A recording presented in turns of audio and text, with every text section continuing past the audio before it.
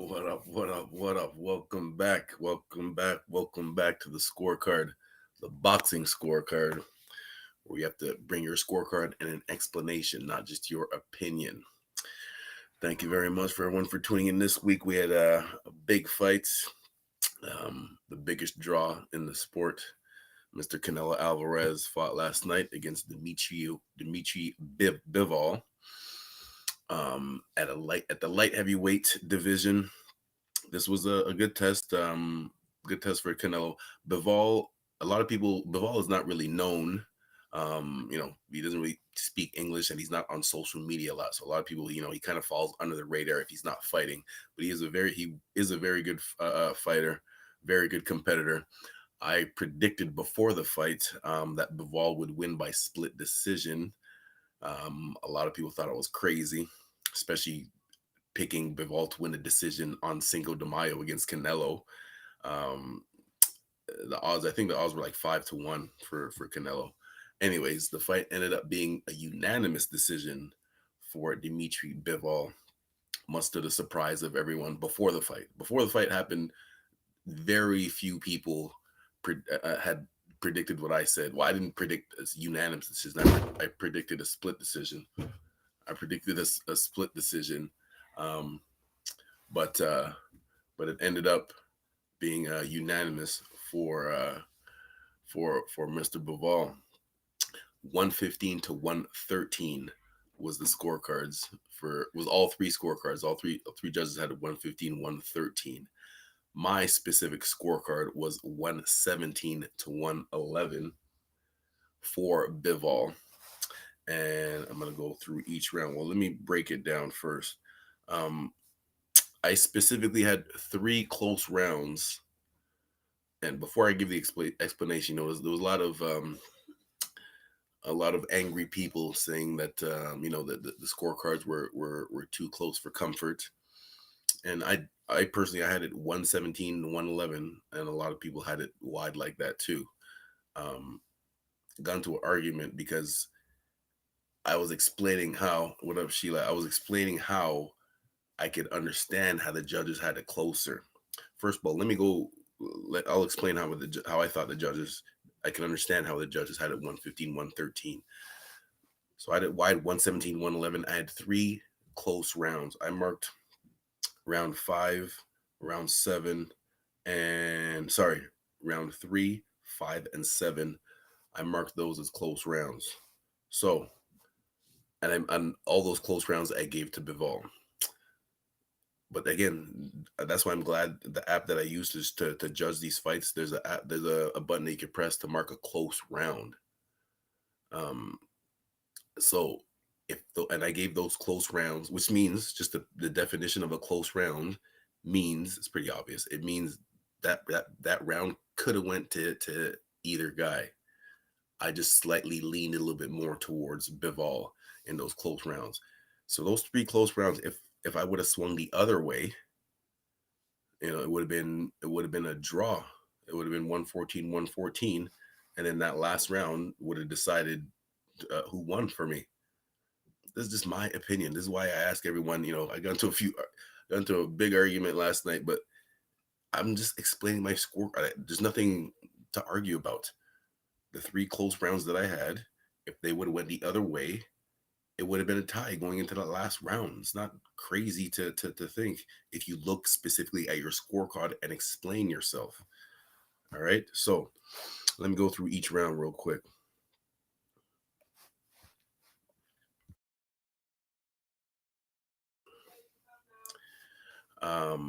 So round 1, I gave to Canelo, which is crazy because first of all, with the judges gave the first 4 rounds to Canelo. I did not agree with that. Shout out to the future world champion right here, CJ, getting ready for soccer. The first round I gave to Canelo because I thought he was busier than normal, even though Bivol did his thing, but I just thought Canelo was that much busier with his punches. Second round, the second and third round I gave to Bivol. Chill. No. The second and third round I gave to Bivol. Canelo was coming forward, but Bivol was landing separate combinations. CJ, chill. No. He was landing separate combinations and was busier. So that's why I gave that second round to Bivol. Because even though, like I said, Canelo, he was coming forward with his hands up, looking to land some good shots, but Bivol connected. Bivol's combinations, I thought, were a little bit more effective. Round 3 was the first round I marked as a close round, and I gave it to Bivol. Bivol was boxing very well. Canelo was throwing single punches. Close the door, please. Canelo was throwing single punches, but Bivol was just faster. But Bivol was boxing very well in that third round. Again, Canelo was what I like to call single punch combinations. It wasn't like a fast combo. It was more like boom, like one power shot at a time. But he was putting him together, like taking his time to really turn his hips and pivot his foot to make sure that the punches were hard. So they were more single punches, but in concession, so single punch combinations. But again, I thought Bivol was just faster in his combos and landing in that third round. Marked it as a close round. The fourth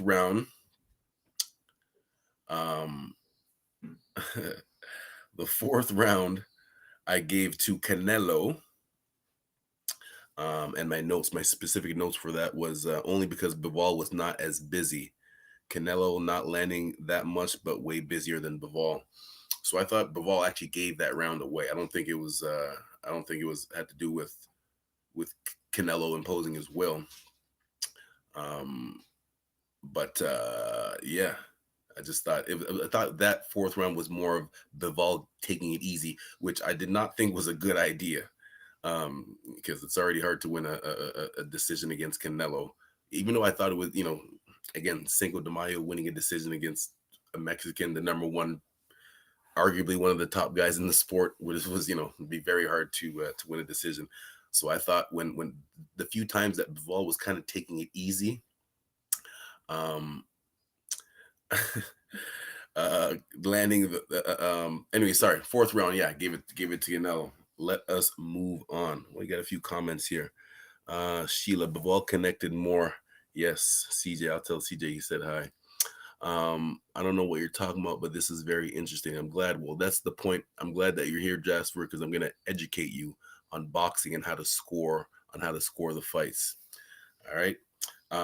Going into this fourth round, talking about boxing, number one guy in the sport, one of the number one guys in the sport, Canelo, versus the number two guy in a weight class above. So again, even though not too many people knew who Bivol was, he was a very good competitor. Okay, round 5 was the second round. Yes, I boxed before. Only amateur. I had 30 amateur fights, 24-6. Not pro. Now I just focus on training. I'm a coach now too. Let's continue. Round 5. Second round I marked as a close round. Canelo chilling against the ropes. I gave this round to Bivol. Canelo, he started to show some of the signs of what he did against Mayweather when he was getting frustrated, and again, this is not. I gotta choose my words carefully because it's not quitting or giving up. It's just the body language. The body language was showing that he was frustrated and wasn't sure how to get to Bivol. Like his plan A was not working, and he was kind of frustrated how he was going to get in. Round 5 to Bivol. Round 6 I gave to Canelo. So going into round 6, it was 57-57. It's a tie score right now.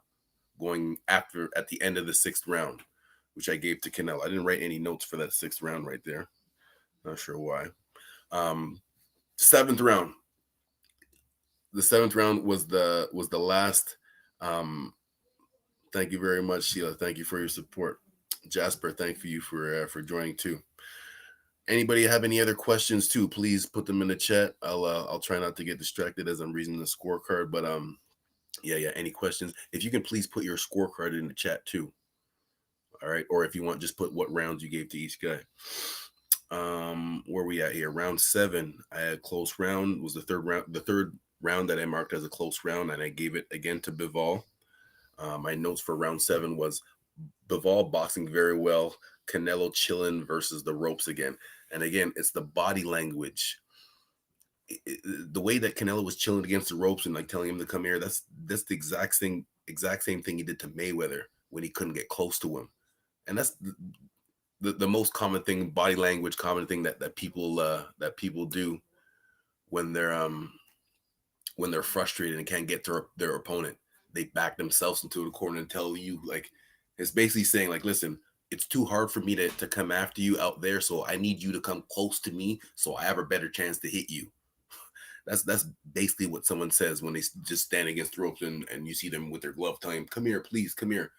It's too hard for me to come after you. I can't do it. So I need you to come to me so you can give me a better chance to beat you. So I'm glad Bivol showed his discipline. Um, Showed his discipline by not getting into that bait when Canelo was telling him to come here. He just stood his ground and it's like, no, I'm actually going to back up to the center of the ring where I have the advantage, and you have to come after me, which you had no success doing so far. So Bivol was fighting very smart. Um, the way that Canelo usually breaks down his opponents as the fight goes on, he was not able to do that against Mr. Bivol. Um, in Canelo's last fight against Caleb Plant, which I had Caleb Plant winning or close. It was a very close fight. I don't know if I had him winning, but I know Caleb Plant won some very close rounds, good rounds in that Canelo fight. Even though Plant had success early, you can see slowly around the like eighth, ninth, and whichever round that Plant got stopped in, that Canelo was slowly imposing his will more and more as the fight was going on. In this fight right here, there was none of that. Canelo was trying to come forward and impose his will, but Bivol was like, "Nah, I'm standing right here. I'm blocking your punches. None, very, very rarely, any of them are getting through." I don't think Bivol didn't have a mark on his face after that fight. After the fight, so his defense was on point, very confident, and you can tell he had a specific strategy because, like I said, a few times earlier in the fight, when I thought that he was kind of taking it easy, um, I didn't think it was a good idea. Trying to win a decision against Canelo, you got to be busy all the time just to win a split decision. So I thought it was kind of crazy for him to kind of coast himself in those early rounds. But obviously, he had a specific strategy to pick it up a lot more as the rounds went on, because he did it. As I got the highlights on my other laptop here. Let me finish my scorecard though. Round 7, yeah. Bivol boxing very well. Canelo chilling against the ropes, just like he did against Mayweather when he couldn't do nothing. Round 8, well, the rest of the way I gave to rest of the rounds I gave to Bivol. The rest of the way. That's why it became so wide after the 7th round. Round 8.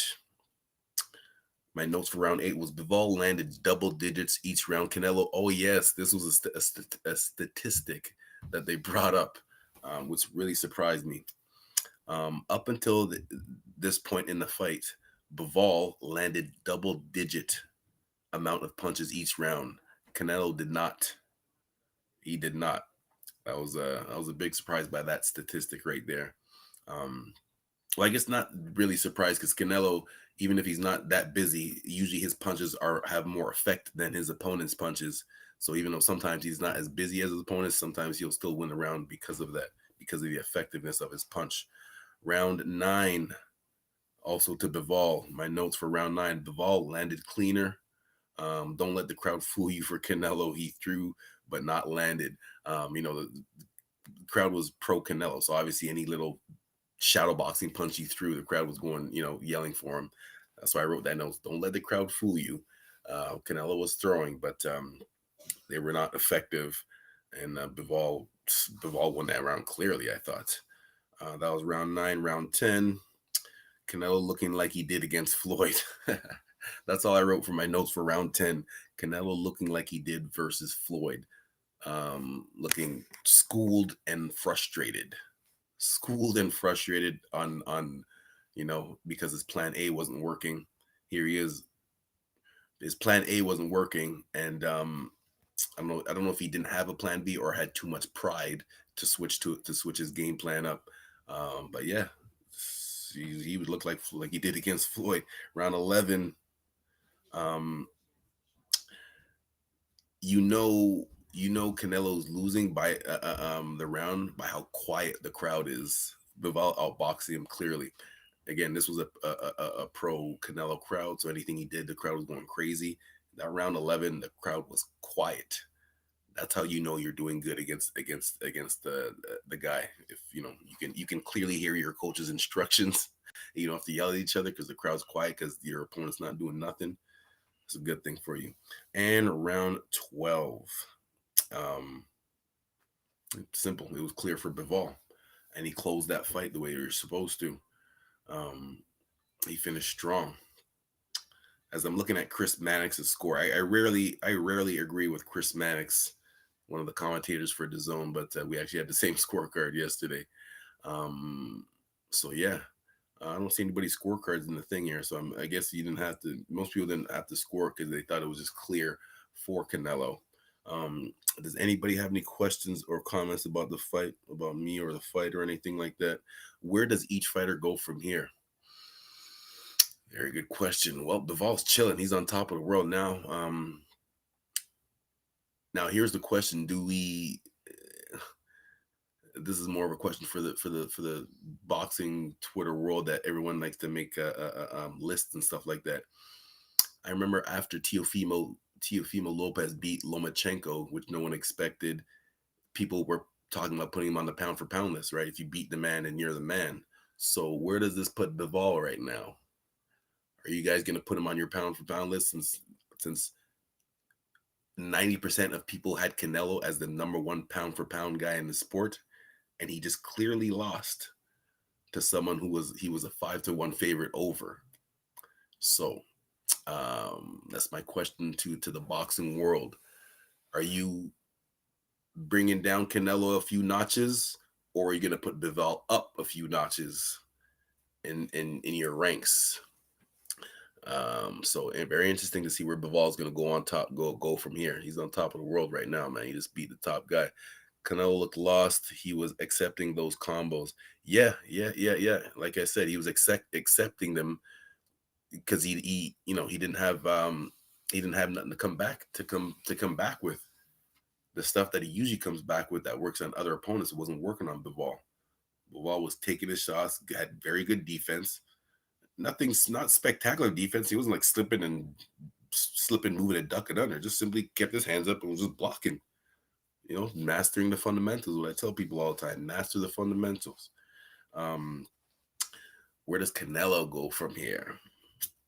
Very interesting because that was at light heavyweight. So now he's kind of not forced, but he's gonna go back down to 168. Now he has to fight Benavidez and Charlo. Those are the fights. Those are the fights that I specifically want to see. Much respect to Bivol. Very good competitor. I just personally wanted to see Benavidez or Charlo. So this is going to be very interesting to see where Canelo goes from here. He's not, and I guess we can kill this talk about him going up to cruiserweight. I even see a picture of him, beside Usyk, as if that might be a possibility. Let's kill all that right now, okay? Please, let's kill all that. Come back to reality. Let's get these big fights at the super middleweight between Benavidez and Charlo. That is what I'm looking for. Yeah. And that's it, man. Come on, man. Anybody, any comments, any questions or anything like that? Thank you very much, you guys, for being here today. The scorecard every Sunday at 11. Oh, a little bit early today. My son has soccer, so I had to put the show on a little bit early today. But thank you very much for listening, taking your time to hear my my educated opinion.